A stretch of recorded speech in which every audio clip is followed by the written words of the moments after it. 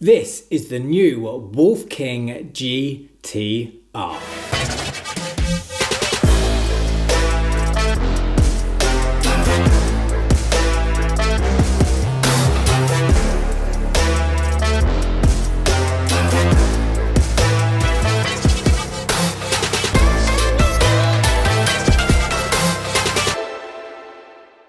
Following in the tracks left by its predecessor, the GTR leaps to the head of Kaabo's pack of wolves with more savagery and greater finesse than ever before. But don't just take my word for it. Based on the results from my high precision GPS data logger, the GTR not only achieved the quickest acceleration rate that I've ever tested, but it also tops the charts for speed. While the dual 72 volt 2000 watt motors, 35 amp hour battery and Zoom hydraulic brakes all remain the same, the new model brings more power in the form of an upgraded sine wave controller, superior ride quality thanks to its adjustable hydraulic suspension, and better handling as a result of its newly equipped traction control and hybrid tyres. It isn't for everyone, but for those brave enough, experienced enough, and rich enough to step aboard, the thrill of the ride promises to be unforgettable. Now, before we dive into the full review, I first want to show you the key differences between the original Wolf King GT and the new GTR. So, as you can see, there are some major changes across both the performance and design of each model, and I'll touch more on these as we make our way through the review. As is customary, I'll give you an in-depth look at the design and features, then I'll show you the results from my performance test, and we'll end with my final verdict. First up, let's take a look at the cockpit. At 29.5 inches, the handlebars are wide enough to ensure that you feel balanced and stable, while the flared hand grips do wonders for your sense of security. Now, the first thing that you'll notice is the large and super bright TFT display. It hosts all of your key stats, remains bright enough to read even under direct sunlight, and gives you access to a host of riding modes that can be selected via the buttons on the accelerator unit. There are 7 modes to choose from, with each increasing your speed. I found myself using modes 1 to 5 most often, while you can also take advantage of eco and sport modes. Better still, you can use each mode with either just one or both motors engaged, effectively doubling your choice. As for the throttle itself, if you've watched any of my other reviews, it will come as no surprise to learn that I prefer the ergonomics of thumb throttles. However, in this case, I felt that the finger throttle was the right design choice for a scooter that wields such savage power. On the other side of the cockpit, there's a simple yet effective button pad that controls the motorcycle grade horn, lights and turn signals. Levers for your hydraulic brakes are also within easy reach. On the topic of the lights, 2 blindingly bright headlights sit midway up the stem, while an array of deck LEDs boost your visibility to others. The turn signals, meanwhile, are among the best that I've tested. They illuminate the front, sides and rear of the scooter, ensuring that vehicles and pedestrians can see them from all angles. There's one element that I don't love though, and that's the tail light. The smoke design makes it hard to see in daylight, and it doesn't flash when you brake. Then we have the generously sized deck. Based on my measurements, it offers 20.1 by 9.4 inches of usable space, which is plenty of room to comfortably arrange your feet, and because of the grippy rubber that coats it, they remain planted.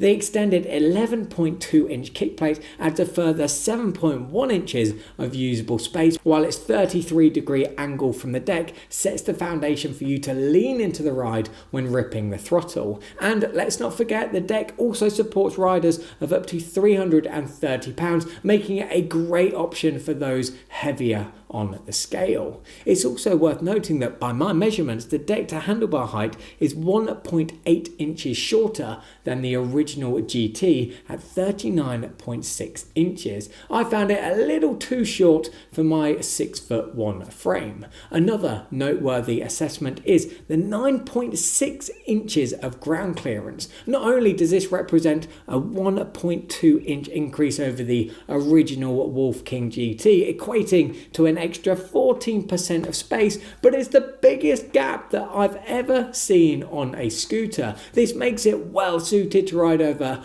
bumpy, uneven terrain without incurring damage to the underside.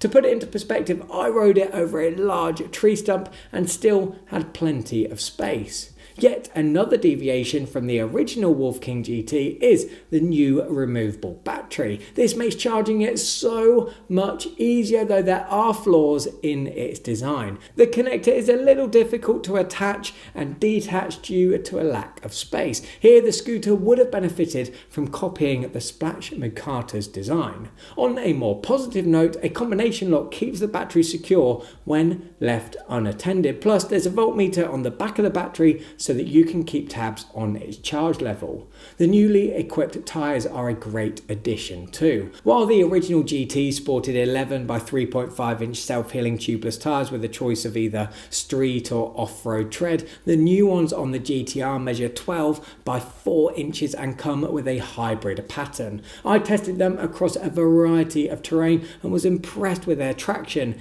and handling, especially through the corners. Here, having the all-new traction control feature worked wonders. One cautionary tale, however.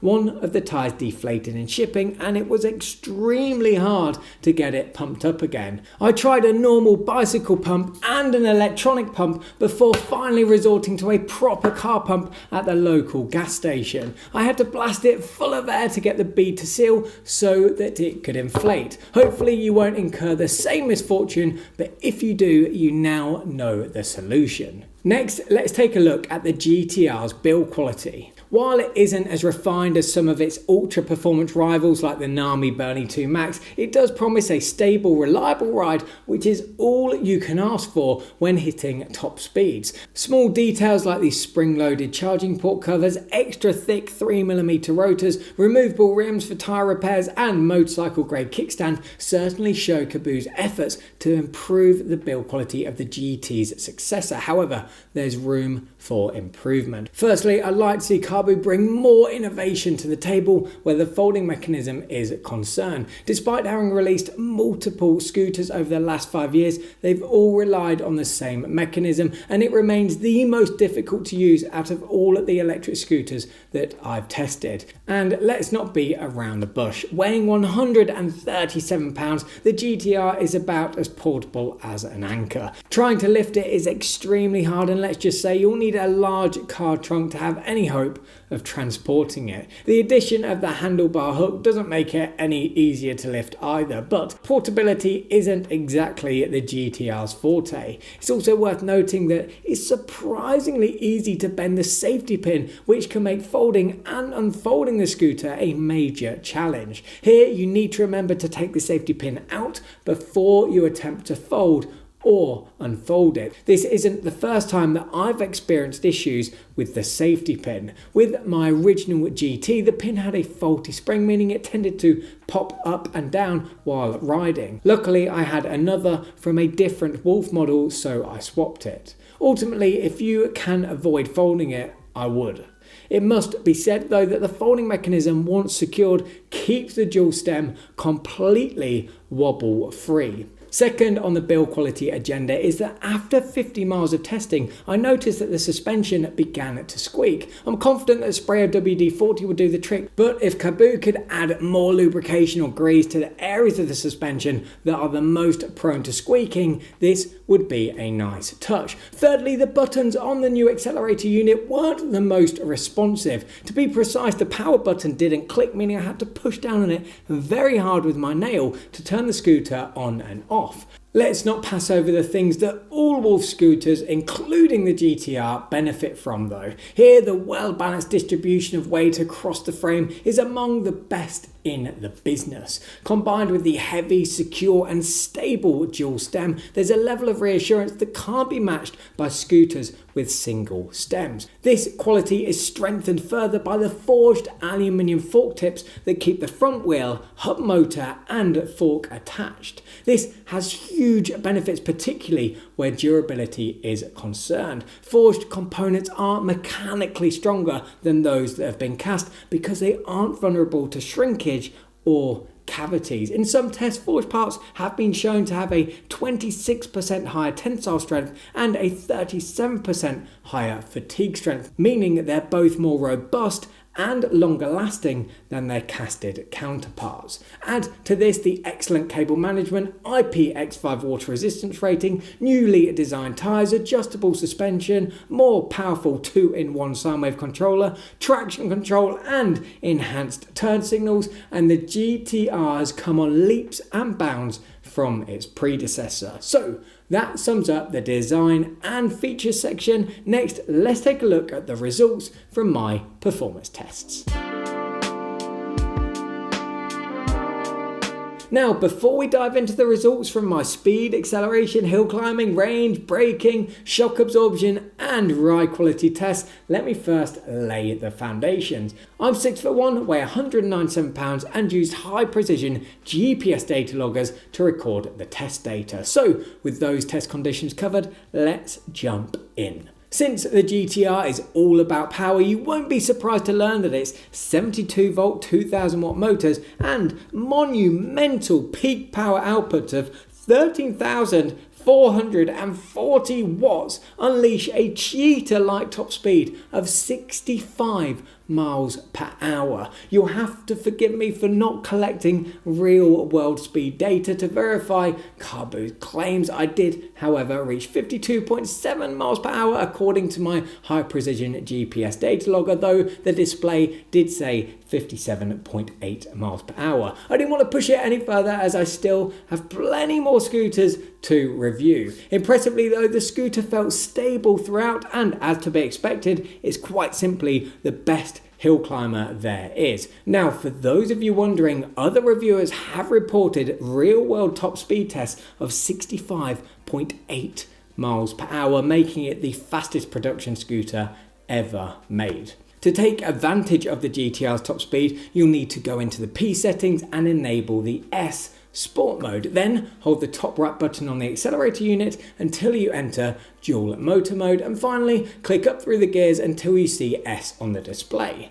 As for the GTR's performance against its similarly priced rivals, it smokes the lot. Similarly, armed with a highly efficient 100 amp sine wave controller that's capable of outputting a peak of 160 amps, the GTR beats every other heavy hitting scooter at each acceleration interval. In fact, its acceleration is unparalleled, making it the fastest out of the blocks that I've ever tested. And it's here where the traction control makes its mark as a must-have feature. This limits the amount of wheel spin produced by the motors, and I strongly suggest activating it by ensuring that sport mode is turned off. If you enable sport mode, you'll find that the spinning can at times become uncontrollable. Because of the immense amounts of power surging through the motors, the wheels spin up to around 30 miles per hour. So, in the interest of comparison, I conducted tests with sport mode on and off. With sport mode on, there was a noticeable difference in acceleration. Here are the results. As you can see, sport mode unleashes an ungodly amount of torque, resulting in a rate of acceleration that gets faster at each interval. Next, let's take a look at range. Here, Kaaboo claims that the GTR's 72 volt 35 amp hour LG battery has a maximum range of 112 miles. My test, which included me as a 197 pound rider, travelling at an average speed of 21.9 miles per hour with an average temperature of 55.5 degrees Fahrenheit and a total ascent of 2,323 feet, revealed that the scooter's realistic range was 42.82 miles. Measured against its 6 biggest rivals, the GTR's max range is only beaten by the NAMI Burn-e 2 Max and its 72 volt 40 amp hour LG battery. As for real world range, it beats the Segway GT2 and Apollo Pro, operates within the same realm as the InMotion RS, falls slightly short of the NAMI Burn-e 2 and is some way behind the original Wolf King GT and NAMI Burn-e 2 Max. Nevertheless, it's important to remember that the GTR is packing a lot more motor power, and for this reason it can be considered a top performer.